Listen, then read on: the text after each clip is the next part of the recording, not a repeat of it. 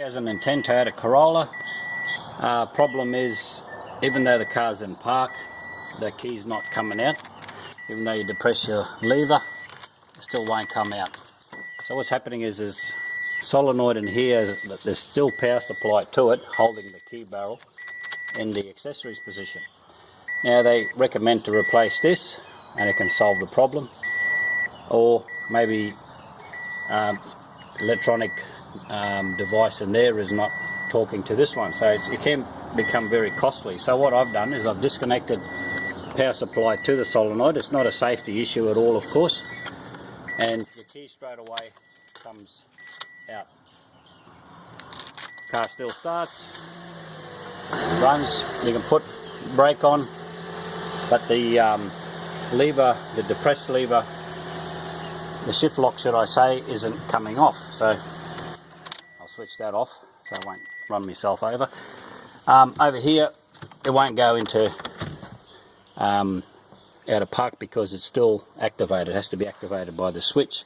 So now that it's all disarmed, it still will not come out. So what you have to do is you've got to manually press the shift down in order to go.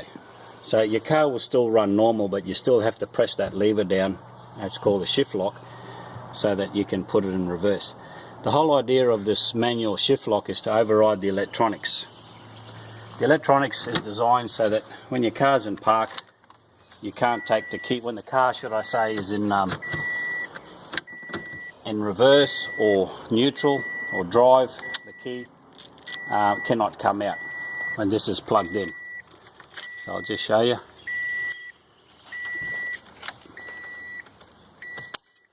Okay, so the key will not come out. So what's happening is that there is not telling this that it's in park for it to come out. So it's either a malfunction of the solenoid in here or malfunction inside here. So to completely make it nice and cheap for you, what I do is I take the power supply away, which is situated here. It's the grey and white wire. So then your key can come out and stop that annoying beeping. And of course, when you got your key on, okay, get your car started and running, it won't go in reverse. So what I've done to hold the shift lock down all the time is I heat it up with a cigarette lighter, and I've already done this.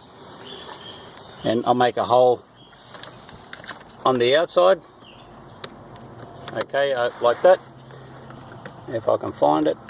And then as I make the hole on the outside, I press that down, and then I continue to melt it in, and there you go. And then you can start your car and you go straight into reverse. The only difference is now is that the car's back like it was back in the early days, the early Corollas. You haven't got this electronic side of it. So it's not a safety issue, because when you're driving along, you still can't bump it into park. It will not go in there. So hopefully that'll get you out of trouble. Happy driving.